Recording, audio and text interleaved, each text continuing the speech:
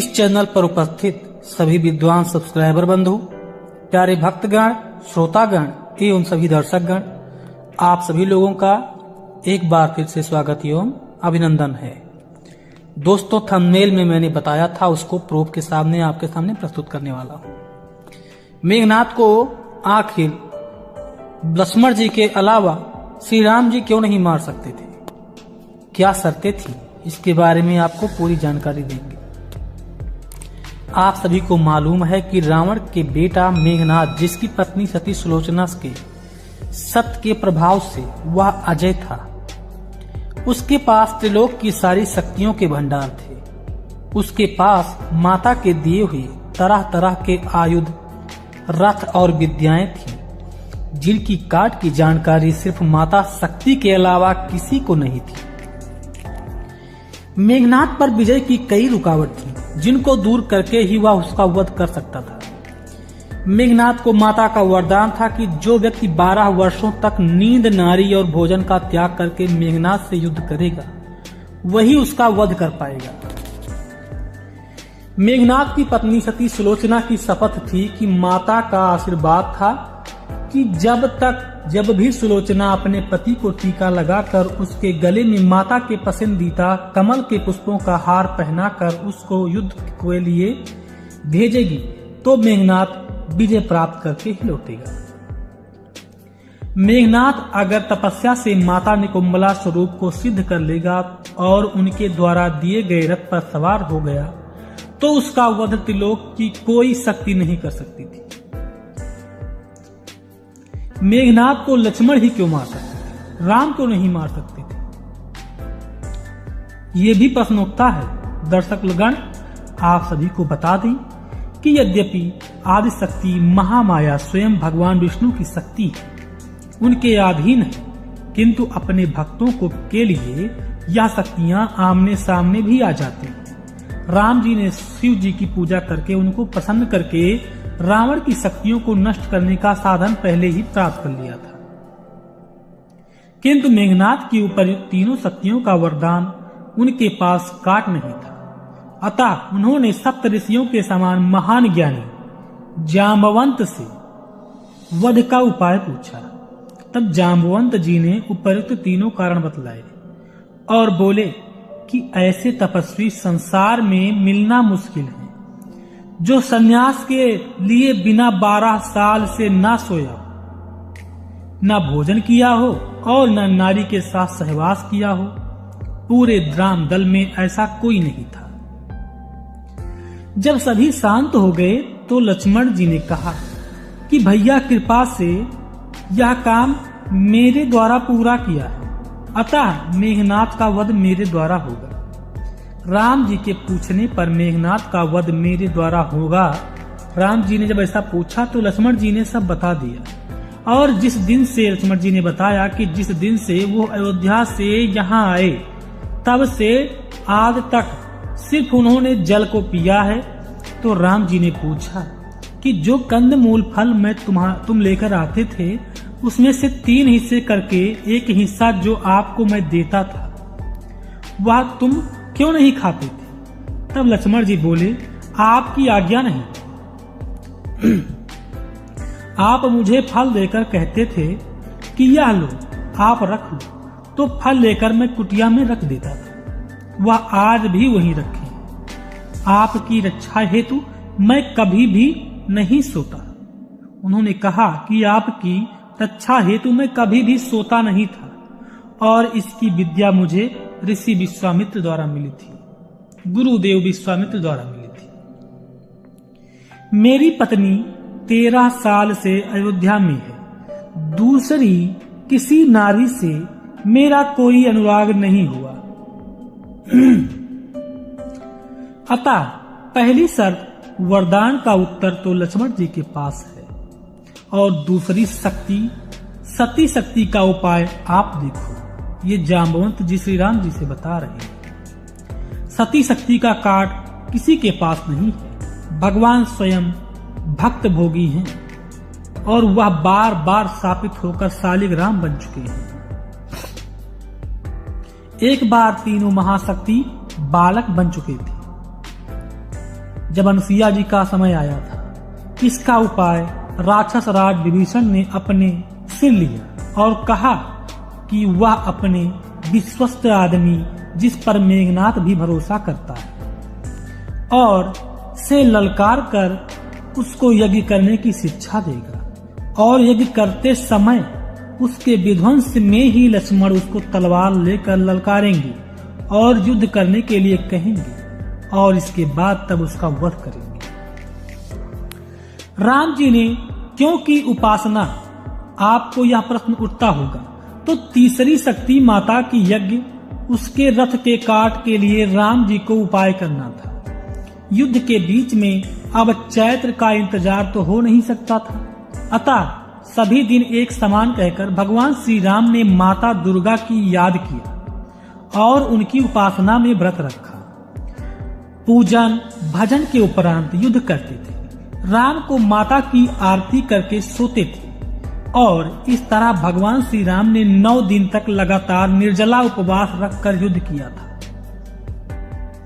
माता ने प्रसन्न होकर भगवान राम को दर्शन दिए और बोली, हे मायापति, हे प्रभु, हे जगन्नाथ, हे नारायण, आपकी आज्ञा सिरोधार्य है। मेघनाथ की यज्ञ पूरी होने के पहले अगर उसकी यज्ञ विध्वंस हो गई और वह अंतिम आहुति नहीं डाल पाया तो ही लक्ष्मण उसका वध कर पाएंगे, किंतु अगर उसकी अंतिम आहुति हवन कुंड में पड़ गई तो फिर मुझे मेघनाथ के अजय रथ शस्त्र देने ही पड़ेंगे। और यह प्रभु आपका ही आदेश है कि भक्त को निराश नहीं करना है। मैं तो आपके आदेश का पालन करती हूँ। इस तरह मेघनाथ का वध का पूरा ज्ञान राम जी को माता दुर्गा ने सब बता दिया था। माला पहनकर जब वो आया था मेघनाथ, उस दिन मेघनाथ हार कर भी जीता था और लक्ष्मण जीत कर भी मूर्छित हो गए थे।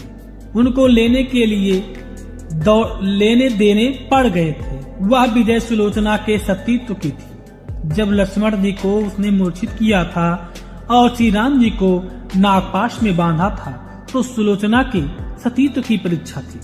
उसके बाद कुंभकर्ण लड़ा और उसकी मृत्यु से घबराए हुए रावण मेघनाथ को विभीषण का खास वफादार साथी मेघनाथ को देवी निकुंभला के यज्ञ और उनसे प्राप्त होने वाले अजय रथ और ब्रह्मा के वरदान की याद दिलाता है, जिसको सुनकर रावण उसको यज्ञ के लिए शीघ्र जाने का आदेश देता है। महान पितृभक्त मेघनाथ पिता की आज्ञा को सर्वोपरि मानकर यज्ञ का अनुष्ठान करता है और विभीषण, लक्ष्मण और कुछ वानर वीरों के साथ वहां पहुंचता है और वानर यज्ञ विध्वंस कर देते हैं, जिससे मेघनाथ का यज्ञ खंडित हो जाता है और वही लक्ष्मण उसको ललकार देते हैं। वह जाने की कोशिश करता है किंतु लखनलाल उसको जाने नहीं देते। जब मेघनाथ की मृत्यु की तीनों शर्तों को लखनलाल पूरी कर रहे थे तब माता ने अपनी कृपा दृष्टि हटा ली, क्योंकि यज्ञ खंडित हो चुका था और पत्नी से मिले बिना वह सीधे युद्ध करने लगा था। पत्नी की सतीत्व का ख्याल नहीं रखा और लक्ष्मण जी 12 वर्षों से उपवास कर रहे थे और उन्होंने नारी से कोई सानिध्य नहीं हुआ था।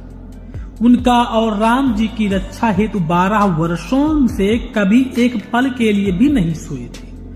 अतः इस युद्ध में मेघनाथ का वध हो गया और लक्ष्मण जी विजयी हुए।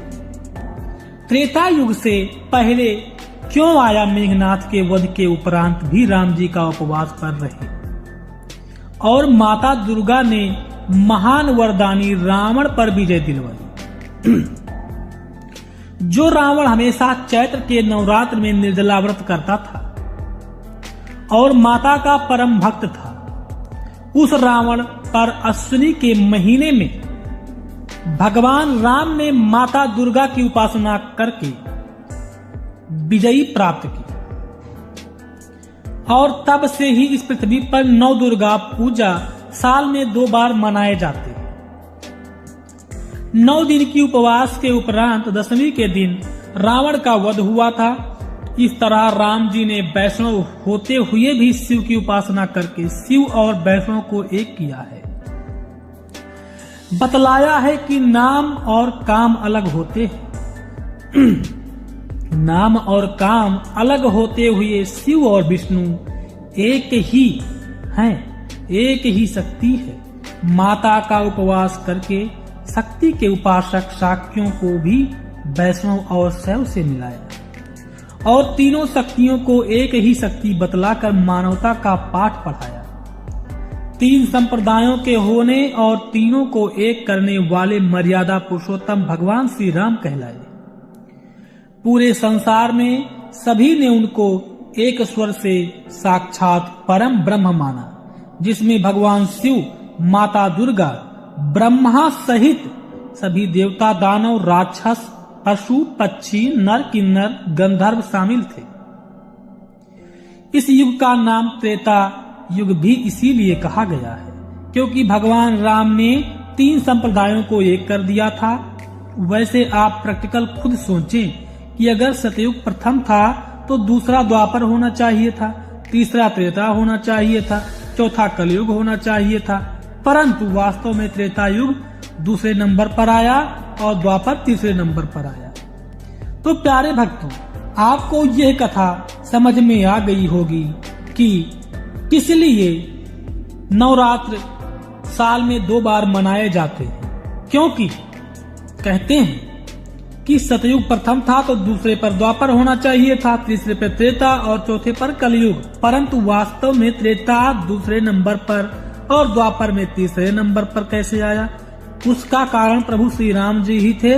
निष्कर्ष अतः दुर्गा पूजा विजयदशमी का रिश्ता राम जी और रावण युद्ध से है और तभी से यह वर्षों में 2 बार मनाया जाता है। प्यारे भक्तों, अब आपको यह समझ में आ चुका होगा कि मेघनाथ को लक्ष्मण के सिवा श्री राम जी क्यों नहीं मार सकते थे और क्यों नवरात्र साल में 2 बार मनाए जाते हैं। प्यारे भक्तों, इस कथा पर मैंने बहुत ज्यादा मेहनत किया है। अगर यह कथा आपको अच्छा लगा हो तो इस वीडियो को लाइक जरूर कीजिए और अपने मित्रों को भी शेयर कीजिए और चैनल पर अगर नए हैं तो चैनल को सब्सक्राइब कीजिए, क्योंकि ऐसे ही ज्ञानवर्धक कथाओं को मैं अपने इस चैनल पर हमेशा बनाता हूँ। अब लेते हैं विदा। जय श्री राम।